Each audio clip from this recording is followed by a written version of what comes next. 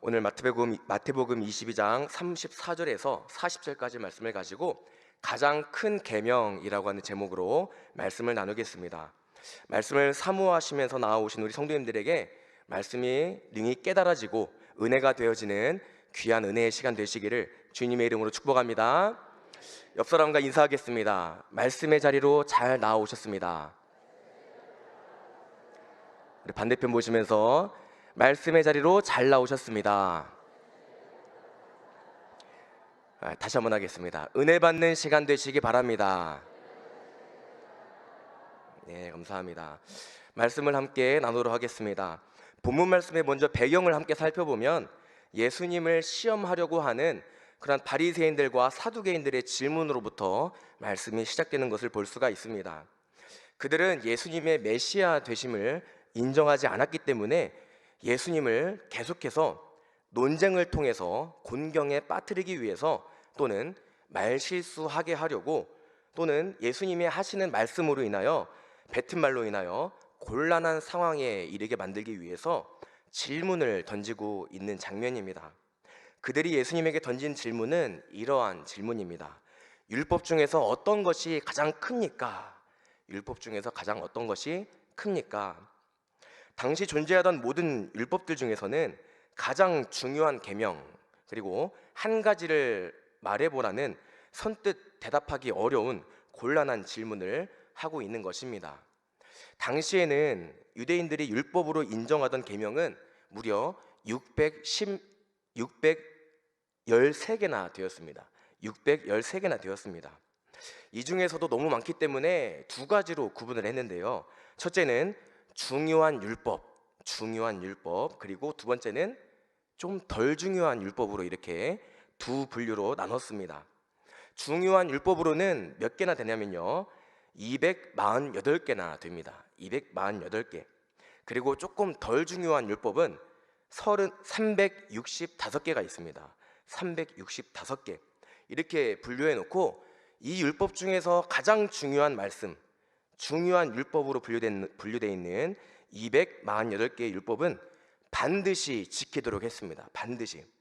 그래서 이 유대인들에게 가장 큰 율법, 그 무엇보다도 최고 중요한 율법이 무엇인가 이렇게 물었을 때 선뜻 대답하기 어려운 질문이 바로 이러한 질문들이었습니다. 그래서 이 사람들은 마음 가운데 어떤 것이 가장 중요한 율법일까, 가장 제일되는 율법일까, 항상 그러한 고민 가운데 있었던 사람들이 바로 이 사람들입니다.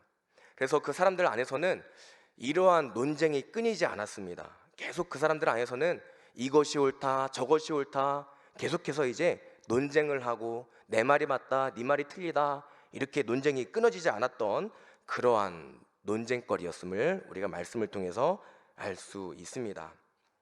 이러한 질문을 상대방에게 한다는 것은 사람마다 생각이 다 다르기 때문에 오랜 시간 동안 이러한 어떤 곤란한 질문이었기 때문에 지속되어 왔던 논쟁거리였기 때문에 사람으로 하여금 곤경에 빠뜨리기 위한 그러한 아주 적절한 질문이었음을 우리가 알 수 있습니다. 어떤 대답을 하여도 각각 사람이 생각하는 바가 다르기 때문에 중요하게 여기는 바가 다 다르기 때문에 논쟁거리가 될 것이고 결국에는 그 사람은 곤란한 상황에 이를 수밖에 없는 질문이었기 때문에 유대주의자들은 의도적으로 예수님에게 이러한 질문으로 지금 다가가고 있는 것입니다. 선생님, 그렇다면 어떤 율법이 가장 큽니까? 어떤 율법이 가장 큽니까? 이러한 배경에서 유대주의자들은 예수님을 곤란에 빠뜨리기 위해서 질문을 던지고 있지만 예수님은 이러한 상황 속에서도 진지하게 정말 가장 중요한 율법을 콕 집어서 그들에게 가르침을 주고 계신 것을 볼 수가 있습니다. 오늘 함께 나누고자 하는 말씀이 바로 이 부분입니다. 예수님이 가장 중요하다고 말씀하셨던 그 율법인데요, 본문 말씀 37절에서 40절까지의 말씀이 바로 그 내용입니다. 함께 우리 말씀을 읽어보겠습니다. 37절에서 40절 말씀입니다.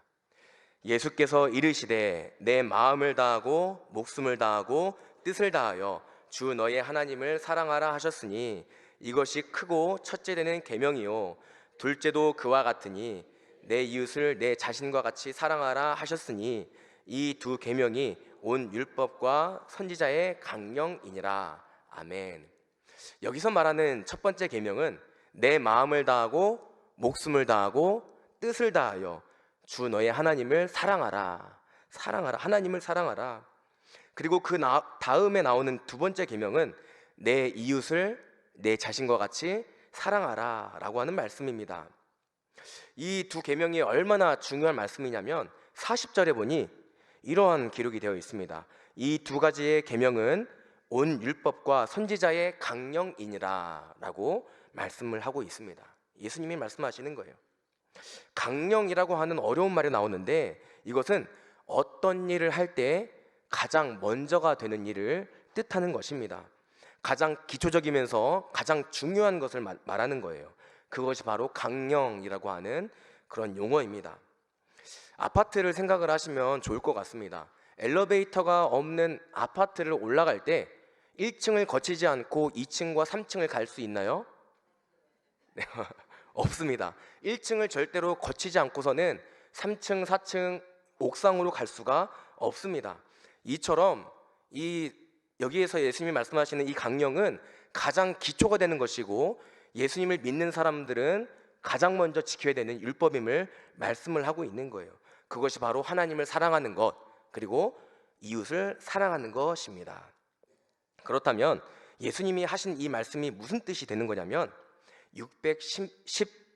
13가지의 수많은 율법들이 있지만 그것을 행하는 데에 하나님을 사랑하는 것과 이웃을 사랑하는 것, 이 두 계명이 선행이 되지 않는다면 나머지 율법을 아무리 지켜도 의미가 없다라고 하는 말씀을 지금 예수님이 하고 계신 것입니다.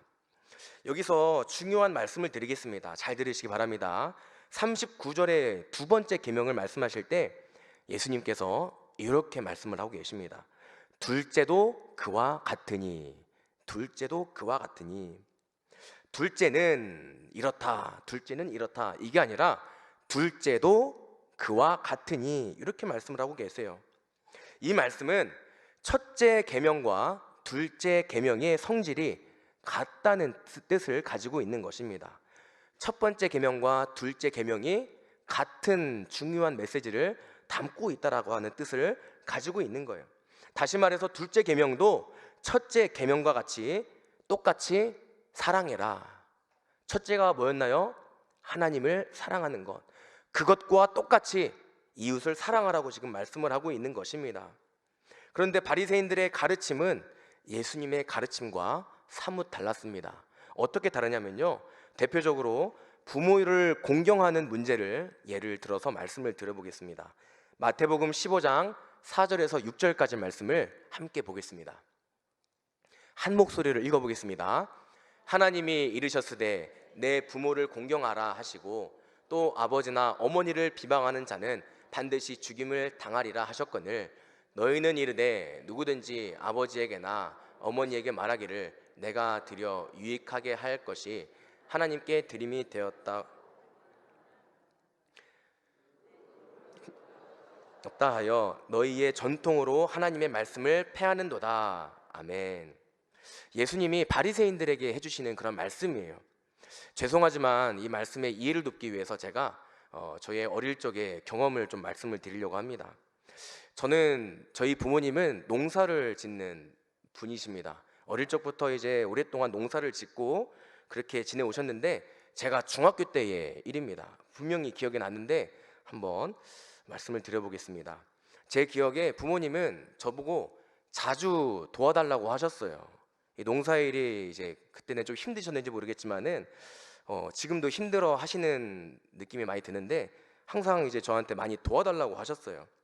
수확하는 기간 말고 밭을 갈고 그리고 또 준비하는 그런 시기에 항상 도움의 손길을 많이 요청하셨습니다. 그래서 도와드리러 가면 정말 어려웠던 기억이 납니다. 뭐가 그렇게 어려웠냐면 힘쓰는 거라고 해서 도와드리러 가면요, 이제 시키는 게 뭐냐면 이거 줄 붙잡고 있어, 이거 줄 붙잡고 있어, 그리고서 저쪽으로 걸어가래요. 이거 줄 붙잡고 있어. 일을 언제 하나 이렇게 생각을 하면서 이 줄을 붙잡고 있는데 물어보니까 그게 일인 거예요.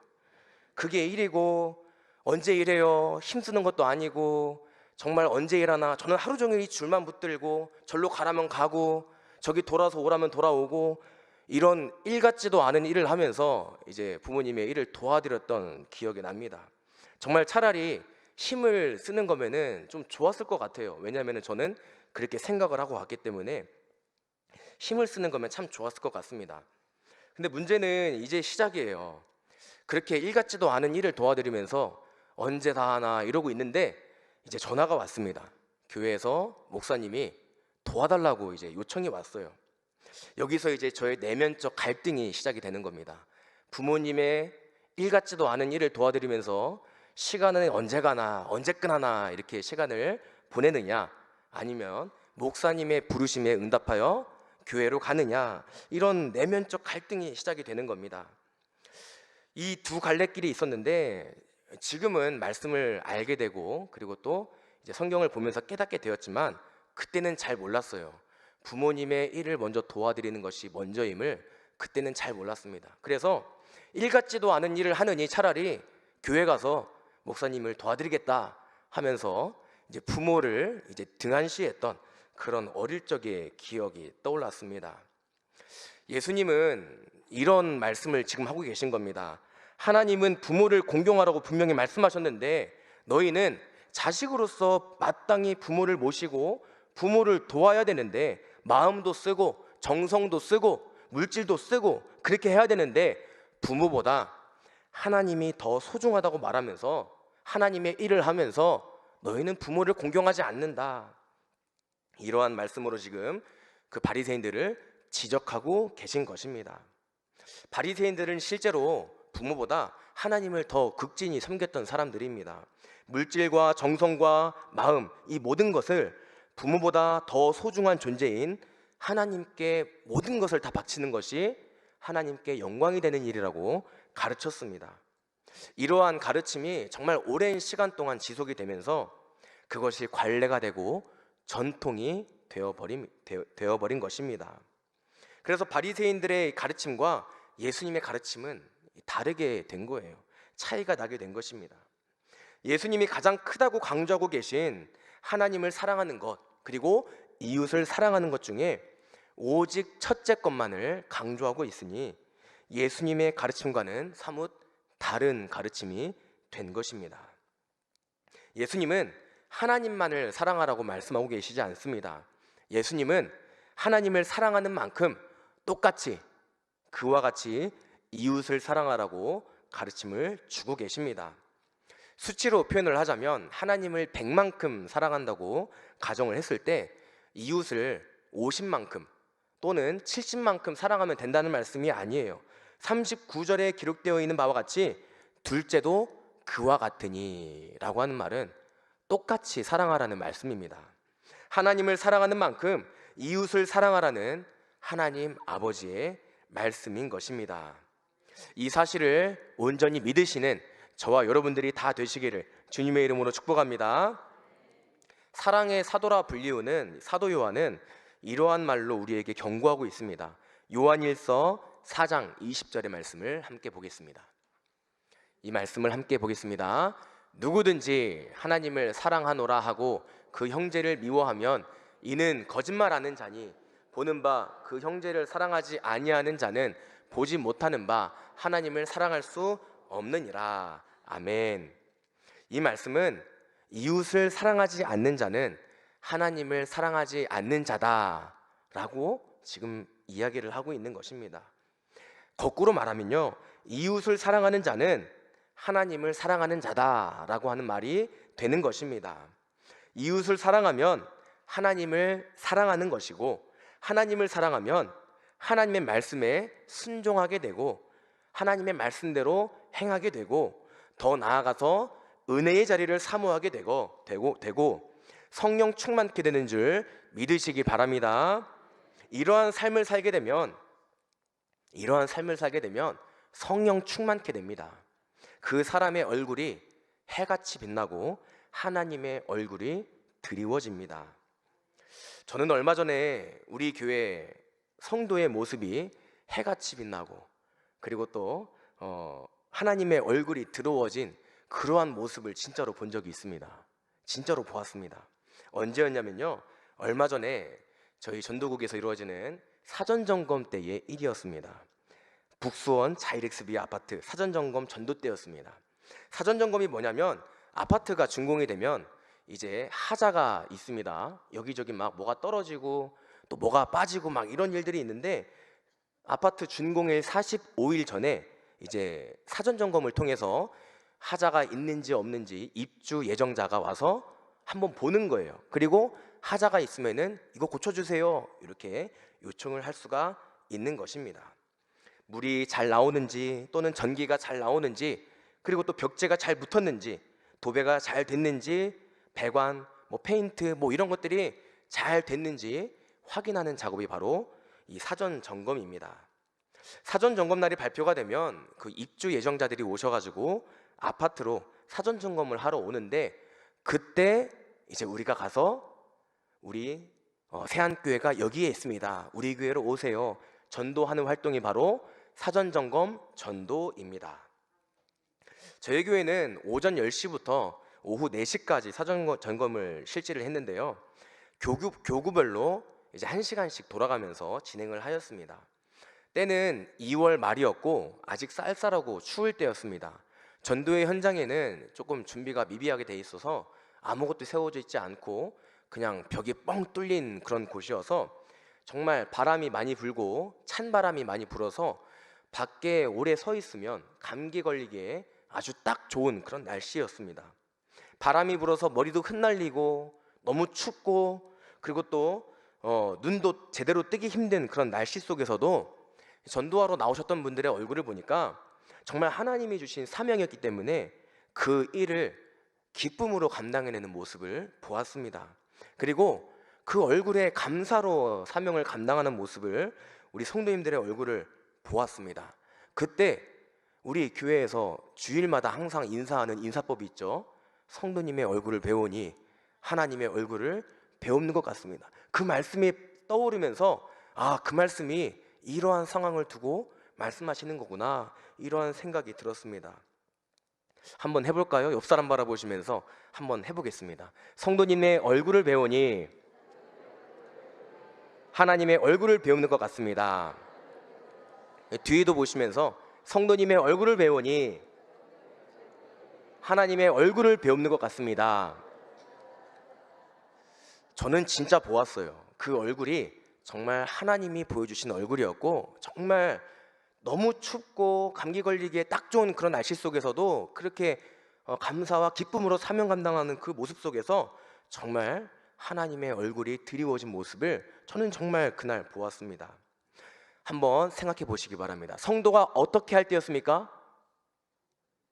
열악하고 힘들고 감기 걸리기 딱 좋은 날씨 속에서도, 그런 열악한 상황 속에서도 하나님을 사랑해서 하나님께서 말씀하신 이웃을 사랑하라는 그 말씀에 순종하기 위해서 한 영혼을 소중히 여기는 마음으로, 그래서 복음을 전하는 그런 움직임 속에 있었을 때 이웃을 사랑하는 마음이 그 움직임과 표정에서, 얼굴에서 드리워지게 된 것입니다. 좀 더 쉽게 말해서 하나님을 온 마음과 정성으로 사랑하였더니 이웃까지 사랑할 수 있게 연결된 것입니다. 이 사실을 믿으시기 바랍니다. 39절의 말씀과 같이 둘째도 그와 같으니, 하나님을 사랑하면 이웃도 사랑하게 됩니다. 하나님을 사랑하면 그 어떤 어려운 상황 속에서도 기쁨이 있고 또 감사가 있고, 도저히 할 수 없는 상황 속에서도 헌신하고 하나님을 경배하게 되는 것입니다. 이런 생각 해보신 적이 있으신지 모르겠습니다. 와, 저 사람은 어떻게 저런 힘든 상황 속에서도 저렇게 헌신을 할까? 와, 저 사람은 정말 힘들 텐데 왜 저렇게까지 헌신을 하는 걸까? 이해가 안 되네. 왜 저렇게까지 하지? 우리 교회에 그런 분들이 정말 많이 계십니다. 식당 봉사를 하시면서도 팔이 빠지도록 식당 봉사를 하세요. 정말 좀 몸을 살피면서 하시면 참 좋겠는데 팔이 빠질 때까지 식당 봉사를 하시는 분들이 계십니다. 도대체 왜 이렇게 할까요? 도대체 왜 이렇게 할까요? 또 어떤 분들은 교육부서를 섬기시느라고 밤새도록 우리 아이들과 이야기하고 이야기 들어주고 공감해주고 교제하고 회의하기 위해서 가정을 돌보는 것만큼 교육부서에서 시간과 에너지를 다 쏟아붓는 분들이 계십니다. 도대체 왜 이렇게까지 할까요? 적당히 할 수도 있는데 도대체 왜 이렇게까지 할까요? 어떤 분들은요, 틈만 나면 기도실에서 기도를 합니다. 교회와 목사님을 위해서 기도하시는 분들이 계세요. 기도실을 지나갈 때마다 그 목소리가 들립니다. 하루에도 몇 시간씩 기도를 하는지 그 같은 목소리가 계속 이제 들리게 되는 거예요. 도대체 뭐 때문에 이렇게까지 기도를 할까요? 도대체 뭐 때문에? 제가 조금 더 이야기를 해보겠습니다. 전철에 보면은 가끔 피켓을 들고 다니면서 빨간색 글자로 십자가를 그려놓고 예수라고 써놓고 전도하시는 분들이 계십니다. 그리고 라디오를 막 크게 틀어놓고 찬송가를 틀어놓고 예수 믿으세요, 이런 분들이 계세요. 자, 어떻게 생각하세요? 좀 안 저랬으면 좋겠다. 왜 저렇게 하지? 왜 저렇게 부끄럽게 하지?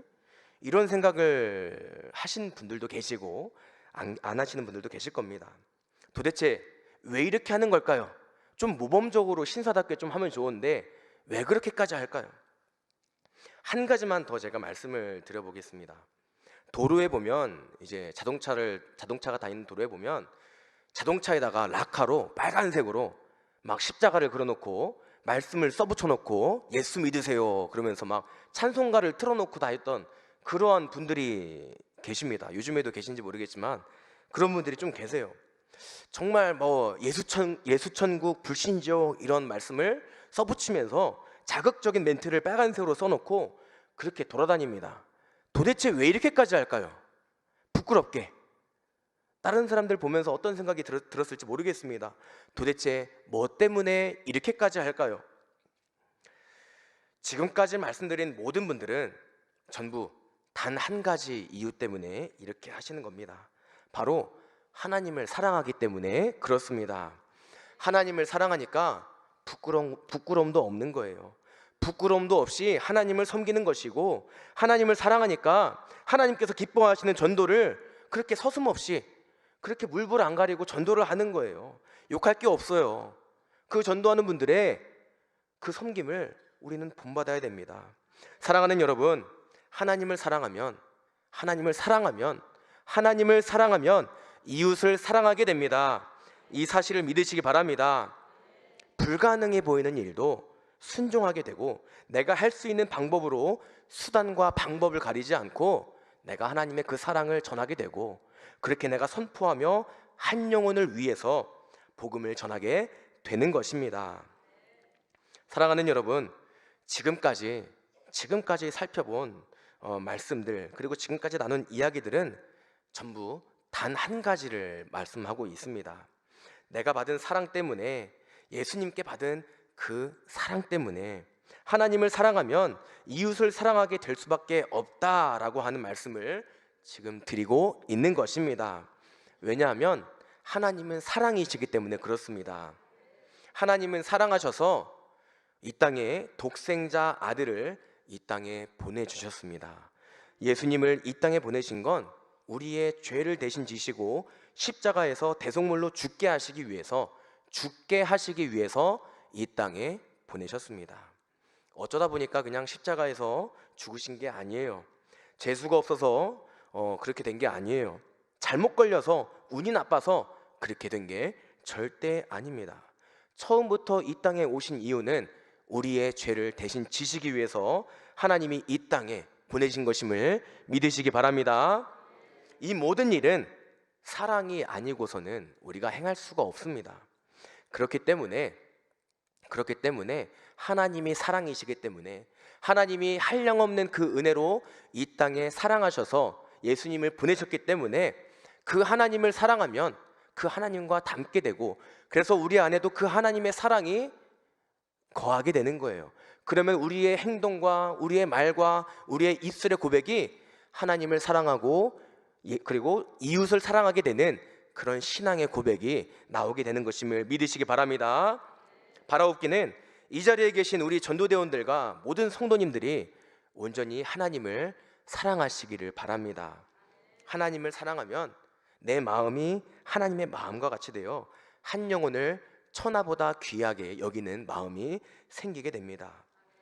그러한 마음으로 우리가 이 땅 가운데 살아갈 때 한 영혼을 천하보다 귀하게 여기고, 한 영혼을 천하보다 귀하게 여기고 하나님의 이름을 선포하며 예수님의 이름을 선포하며 나아가시는 저와 여러분들이 다 되시기를 주님의 이름으로 축복합니다. 우리는 이러한 상태를 성령 충만이라고 말합니다. 성령 충만. 성령 충만하면 춥고 힘들고 어렵고 여유가 없어도 헌신하게 되고 전도하게 됩니다. 그 행함의 모습은 다른 사람이 봤을 때 얼굴에 하나님의 얼굴이 드리워진 것처럼 보여지게 되는 거예요. 그리고 그 행위로 인해서 하나님을 알지 못하는 사람들이 저 사람의 얼굴을 보면서 하나님을 만나게 되는 것입니다. 그러면 그 사람은 축복의 통로가 되는 거예요. 하나님을 만나게 되는 축복의 통로가 되는 것입니다. 이 사실을 반드시 기억하셔서 이 자리에 계신 모든 전도대원들을 비롯한 성도님들이 하나님을 사랑하고 이웃을 사랑하는, 그래서 복음전도에 앞장서시는 저와 여러분들이 다 되시기를 주님의 이름으로 축복합니다. 말씀을 정리해 드리겠습니다. 오늘은 전도국 헌신 예배로 드려지고 있습니다. 그리고 오늘은 선포식이 있는 날입니다. 그리고 오는 4월 14일은 새생명 전도축제가 있는 날입니다. 이 새생명 전도축제는 1년에 2번 이루어지고 매년 이루어집니다. 매년 분기마다 진행되는 일회적인 행사가 아니라 한 영혼을 천하보다 귀하게 여기는 하나님 아버지의 크신 계획이심을 믿으시기 바랍니다. 하나님이 하시는 일이심을 믿으시기 바랍니다. 그래서 이번 새생명 전도축제에 우리 교회는 특별히 4444 전도법을 가지고 우리가 전도를 하기를 원합니다. 잃어버린 영혼들과 장기 결석자, 그리고 복음의 손길이 필요한 사람들과 꼭 복음을 전해야만 하는 사람들에게 4444 전도법을 통해서 전도하시기를 바랍니다. 4444 전도는 4월 14일 새생명 전도축제까지 최소 4번 기도하고 4번 찾아가서 4번 선물을 주고 4번 전도하는 것입니다. 어렵지 않죠? 간단하죠?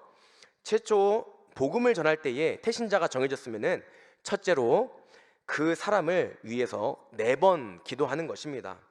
좋은 때에 좋은 상황으로 하나님께서 허락하여 주셔서, 그리고 또 좋은 만남을 허락하여 주셔서 복음을 전할 때 성령님 함께 하셔서 듣는 자로 하여금 마음이 열리게끔 하나님 함께 하여 주시옵소서. 이렇게 4번을 기도하는 거예요. 그리고 둘째로는 4번 찾아가는 것입니다. 한 번 찾아가서 복음 제시를 하고 끝나는 게 아니에요. 2번 찾아가서 복음 전하고 끝나는 게 아니에요.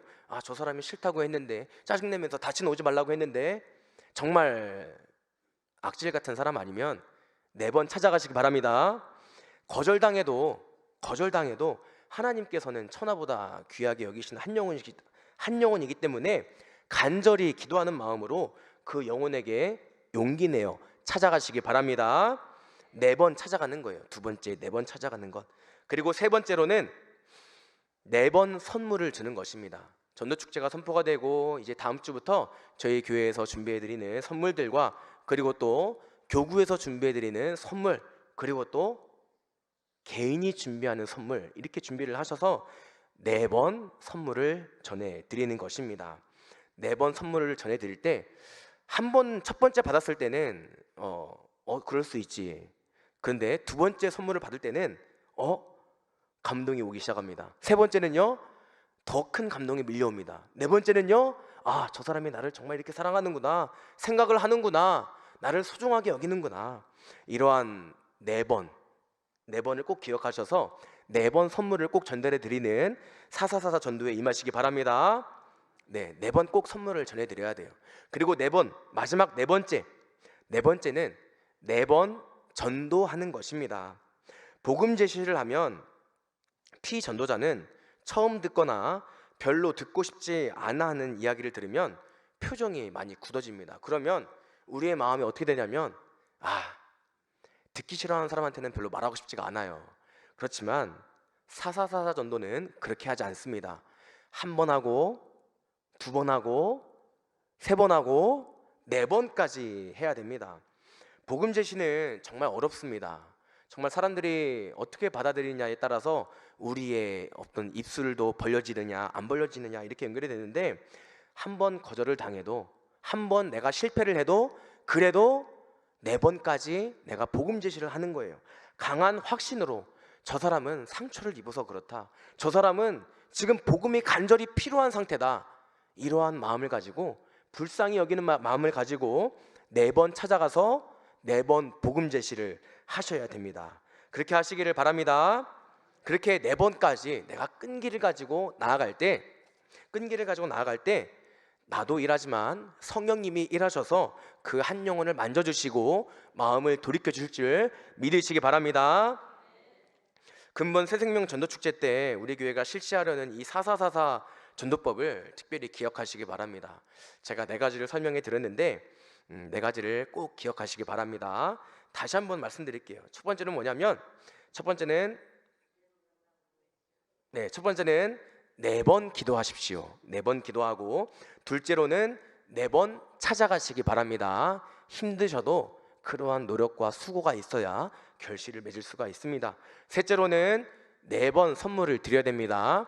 두 번은 저희 교회에서 준비해서 드립니다. 한 번은 교구에서 준비해서 드립니다. 마지막 한 번은 정말 이 한 영혼을 간절하게 하나님께로 인도하고자 하는 그런 마음을 담아서 내가 준비하는 거예요. 내가 정성스럽게 준비하시기 바랍니다. 그리고 마지막 네 번째는 네 번 복음 제시하시기 바랍니다. 철저하게 준비하셔서 복음 제시를 네 번까지 웃는 얼굴로, 인상 쓰지 마시고요, 웃는 얼굴로 다 들어주시고 웃는 얼굴로 네 번까지 복음을 제시하시길 바랍니다. 그렇게 나아갈 때 우리가 일하는 것이 아닌 이 모든 일은 하나님께서 계획하신 일이기 때문에 하나님이 일하시고 성령님이 함께 하실 줄을 믿으시기를 바랍니다. 하나님을 사랑하고 이웃을 사랑하는, 그래서 하나님을 기쁘시게 하고 사람들에게 칭찬받고 인정받는 저와 여러분들이 다 되시기를 주님의 이름으로 축복합니다.